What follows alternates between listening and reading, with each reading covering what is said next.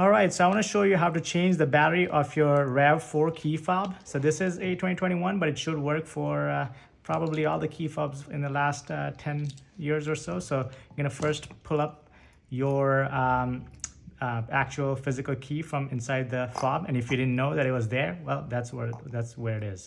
Then you use a flathead screwdriver to put it in that little slot right there. If you don't have a flathead screwdriver, actually you can use the key itself, and you literally just pop it open. So they make it super easy. In there, you have the buttons and everything kind of just in there. So these are all the buttons. So if there's any debris or anything like that, make sure you can clean it up right now since you have it open. And then again, you need that flathead to kind of get in that slot, or you can kind of just use your nails. They'll pop up. There you go. And it's a 2032 battery. So the one that came inside is a Panasonic. This is just one I got off of Amazon. So once you have that, it's gonna go buttons up because the buttons are over here.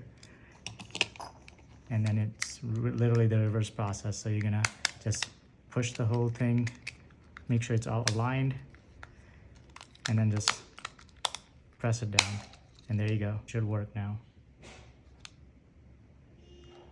Did you hear the car? Yep, there you go. And you can see the light up as well. So I actually hadn't closed it all the way, but it just clicked into place. And you can see the red light come on, so you know it's working. All right, so it's that easy. It takes less than a minute to do it. Just make sure you have the correct battery, which is the CR2032.